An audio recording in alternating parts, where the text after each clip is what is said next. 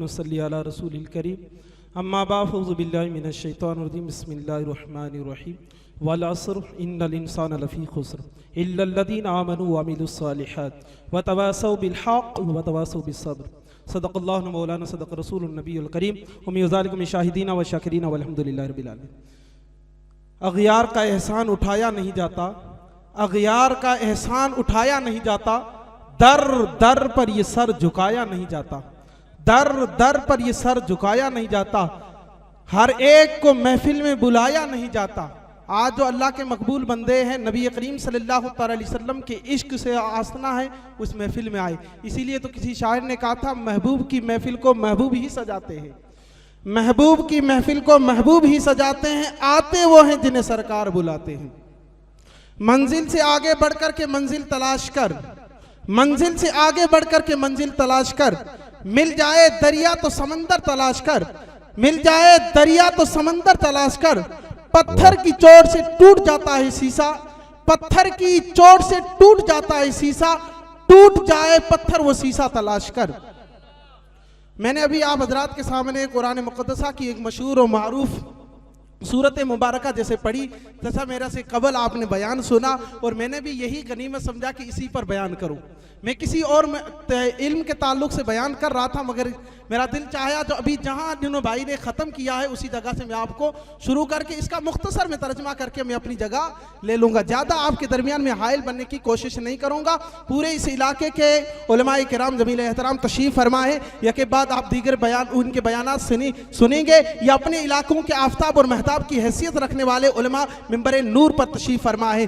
बिरादरान मिल्लत इस्लामिया में अर्ज़ यह कर रहा था, आज हम और आप यहाँ जहाँ इकट्ठे हुए और यहाँ जमा हुए, यहाँ हमारे मौलाना चांद भाई जो मेरे मुखलिस दोस्त हैं, उनके भतीजे की आज दस्तार फजीलत से आसना हुए हैं। आज उसी एतबार से ये जलसा का प्रोग्राम रखा गया, जिसमें पीर साहब भी किबला तशरीफ़ लाएंगे। अतराफ़ के थर के जितने भी उलमाए किराम मिंबर नूर पर तशरीफ़ फरमा है, आप इन उलमाए किराम की ज़ियारत करते रहें। और थोड़ी सी मैं आप तवज्जो इधर रखें, मैं आप हज़रात के सामने बड़ा मुख्तसर अंदाज में बयान करने की कोशिश करूँगा। अल्लाह तबारक तआला कुरान मजीद में इरशाद फरमाता है, वल अस्र, कसम है ज़माने की। आप ये ज़माने जो आज हमारे दरमियान से वक्त बड़ी तेज़ी से गुजर रहा है, ये न किसी मालदार का मोहताज है न किसी और का मोहताज है, ये बड़ी तेजी से गुजर जाता है। एक लम्हा गुजर जाया करता है, वो वापस पलट करके आने वाला नहीं है। आज हमारे और आपके पास इस वक्त की कदर नहीं है। आज बड़ी तेजी से हमारे सामने से वक्त गुजर जाया करता है, फिर हम सिवाय अफसोस के हमारे हाथों में कुछ नहीं रहता है। इसलिए हमें और आपको ये जो वक्त बड़ा कीमती आज हमारे पास वक्त है, इस वक्त की कदर करें और इसको गनीमत समझे, और ये वक्त अल्लाह वालों की सोहबत में गुजारे, और यही वक्त अल्लाह और मस्जिदों के अंदर गुजारे। आज हम और आप किस हालात से गुजर रहे हैं, आज हमारे पास वक्त की कदर नहीं है। आज हम इल्म से कोसों दूरियां होते हुए नजर आ रहे हैं। आज हम वक्त को गनीमत नहीं समझते हैं। रात को होटलों पर कौम मुस्लिम के नौजवान बैठते हैं, फिर केक काटते, हजरत मेरे 25 साल हो चुके हैं, जिंदगी के 25 साल तेरी जिंदगी के खत्म हो गए हैं, और तू ये कह रहा है मेरी जिंदगी के 25 साल हुए हैं। तेरी जिंदगी के 25 साल गुजर चुके हैं। एक नौजवान ने ख्वाब देखा कि रात को वो सो रहा था, उसने ख्वाब में क्या देखा है कि मैं बयाबान जंगल के अंदर हूं। क्या देखता हूं कि मैं चल रहा हूं, इधर आके में गड्ढा नजर आता है, और मैं जब वहां चल रहा था रास्ते में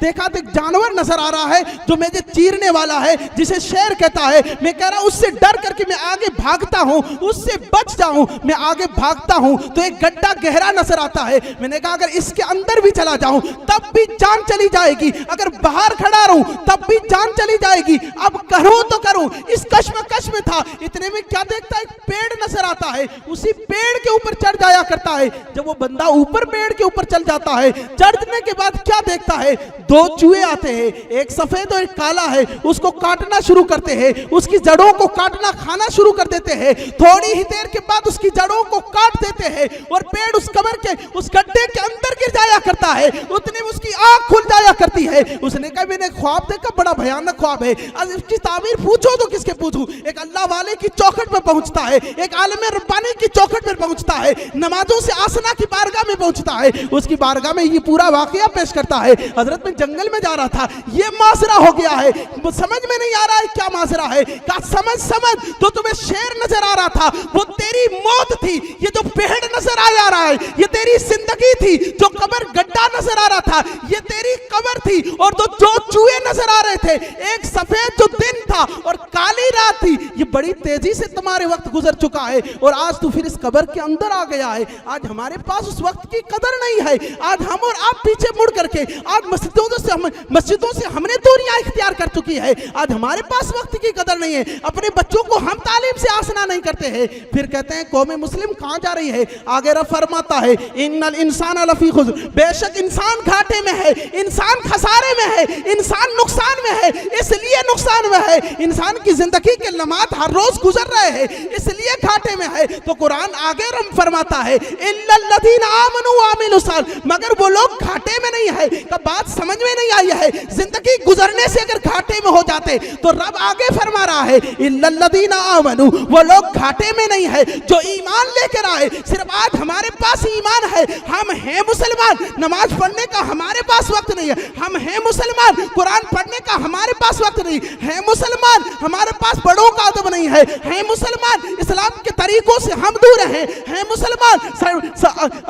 है मुसलमान, शराब के अड्डों पर कौम मुस्लिम के नौजवान हैं मुसलमान। हमारा नाम सिर्फ इतना, हम मुसलमान के घर में पैदा हुए हैं। आज हमारा कल्चर देखा जाए, हमारे हालात देखे जाए, हमारा तरीका देखा जाए, हमारा उठना देखा जाए, हमारा बैठना देखा जाए तो शरीयत मुस्तफ़ा से दूर है। फिर शिकवा यह है कि कौम मुस्लिम के हालात ये क्यों हो रहे हैं। कभी कहते हैं शाहजहां के पास इतनी दौलत क्यों आई थी, उन्होंने बादशाही कैसे मिली थी। अरे यारों, पलट करके उनकी जिंदगी की तारीख उठा के देख, उन्होंने कदर की थी, वक्त की कदर की थी और अल्लाह वालों की सोबतें इख्तियार की थी, मस्जिदों को अपना मस्कन बनाया था, तब जाकर के वो कामयाब हुए थे। शाहजहां की जिंदगी पढ़े, आज हम छोटा सा सरपंच क्या बन जाते हैं, अध्यक्ष क्या बन जाते हैं, पार्षद क्या बन जाते हैं, मैं के पुतले बन जाया करते हैं। अपने आप भाई को हकीर समझते हुए नजर आते हैं। न हमारे पास हमारे बड़ों की कदर है, न हमारी जबान से हमारा बाप महफूज है, न आज हमारी हाथों से हमारी माँ की चादरें महफूज है। फिर कहते हैं कौम मुस्लिम के हालात ये क्या हो चुके हैं। कभी हम इल्म के बाद बलबूते पर गुरूर करते हुए नजर आते हैं या माल पर गुरूर करते हुए आते हैं। अरे इंसान, तेरी हकीकत है क्या, तो इस माल पर इतराता है। तारीख उठा के देख, उन बुजुर्गों की तारीखें उठा के देख। हम शिकवा करते हैं उनको बादशाही क्यों मिली है। शाहजहां की जिंदगी उठा के देख, शाहजहां की जामा मस्जिद की जब बुनियाद का वक्त आता है, तारीख में आता है जब जामा मस्जिद का बुनियाद का वक्त आया है, तो क्या इस मस्जिद की बुनियाद वही रखेगा जिसका कभी तहज्जुद का सजदा कज़ा न हुआ हो। इस मस्जिद की बुनियाद वही रखेगा जिस असर से पहले 4 रकात सुन्नत पढ़ने वाले गैर मौक़िदा कज़ा नहीं हुई हो। अल्लाह अकबर, वो कौन से मुसलमान थे, उनकी तारीख उठा के देख, उनकी तारीख का मुताला तो कर, वो थे हकीकी मुसलमान। तब तक हम कामयाब और कामरानी के रास्तों पर थे, तब हम मुसलमान कामयाब थे। हम रब की बारगाह में अरीज़ा पेश करते थे, हमारी दुआएं इजाबत से टकरा करके रब की बारगाह में मकबूल हुआ करती थी। आज हम सिवाय हमारे हाथों में अफसोस के और कुछ नहीं आए। बिरादरान मिल्लत इस्लामिया में अर्ज ये कर रहा था, रब फरमाता है इल्लल्लज़ीना आमनू व अमिलुस सालिहात। अब उसके बाद रब फरमाता है ईमान भी हो और ईमान के साथ नेक अमाल भी हो। सिर्फ मुसलमान बनना नहीं है, मुसलमान के साथ इस शरीयत मुस्तफ़ा के ऊपर अपनी जिंदगी भी गुजारनी है। तो मैं अर्ज ये कर रहा था, जब शाहजहां के ये कहा गया कि मस्जिद की बुनियाद वही रखेगा, वक्त काफी हो चुका है, कोई आगे नहीं बढ़ता। तीसरी शर्त थी इसकी तकबीर तहरीमा भी फौत न हुई इमामत से।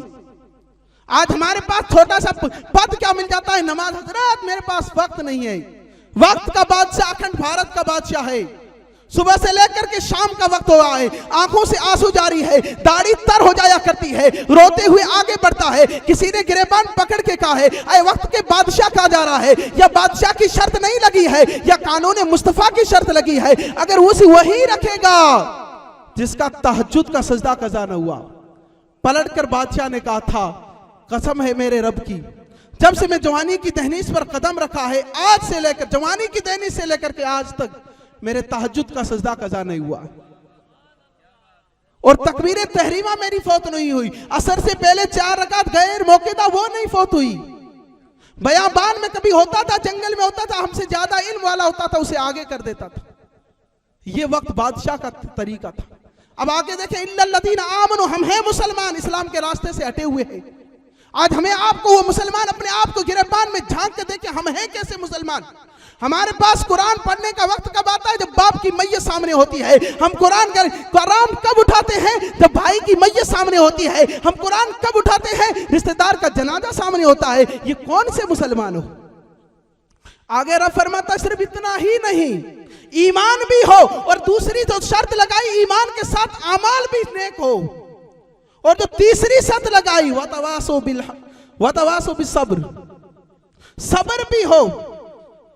तीसरी जो लगाई, मैं बात खत्म कर रहा हूं, वतवासो बिल हक का कहा गया, यानी हक बोलो। जब आप बिरादरी के अंदर हक बोलोगे, जब गुनाह हो रहा है, बाजार गुनाहों का गर्म हो चुका है, आप अगर आवाज उठाओगे, माशरे से आपको अलग कर दिया जाएगा, आपकी बातों से लोग दूरियां इख्तियार कर देंगे। तो रब फरमाता वतवासो बिस्सब्र, फिर सब्र को मजबूती से पकड़ ले। और रब ने कहीं नहीं फरमाया मैं नमाज पढ़ने वालों के साथ हूं, ज़कात देने वालों के साथ हूं, रोजा रखने वालों के साथ हूं, मगर जब बात आई सब्र की, जब कहता इन्नल्लाह मअस साबिरीन, बेशक मैं सब्र करने वालों के साथ हूं। तो हमें और आपको नमाज के पाबंद बनने होंगे, ईमान अपने अंदर गिरबान में अपनी झांक कर देखना होगा। आज वो बड़ा खुश नसीब है जिनके वालिद, जिनके बेटे के सर पर आलिमियत का ताज रखा गया है। आलिम चंद दिनों से नहीं बढ़ता है, सदियों से आलिम बनता है। कई सालों नरगिस अपनी बेनूरी पे रोती है, तभी जाकर के तब जाकर के ये चमन के अंदर बहरा पैदा होती है। ये बड़ी मुश्किल से मरहले नजर आते हैं। तो बिरादरान मिल्लत इस्लामिया, आप इस इलाके वाले और इस इलाके से ताल्लुक रखने वाले बड़े खुश नसीब हैं कि आपके इलाके का एक बच्चा आलिम दीन बन करके आपके दरमियान आया है। इंशाअल्लाह उनसे हमसे यही उम्मीद है, अल्लाह तबारक तआला उनके इल्म में बरकतें अता फरमाए और कौम की बुराइयों को खत्म करे। काफी हद तक बुराइयां खत्म हो चुकी है, मगर ऐसे वक्तन व वक्तन ऐसे आलिम हमारी जमात से निकलते रहेंगे और हमारे माशरे की इस्लाह करते रहेंगे। अल्लाह तबारक तआला उनके इल्म में और उनके वालिदैन के साथ उनको हुस्न सलूक करके जिंदगी गुजारने की तौफीक अता फरमाए। व आखिर दवाना वल्हम्दुलिल्लाह, अस्तगफिरुल्लाह रब्बी मिन कुल्लि ज़ंबिन अतूबु इलैह।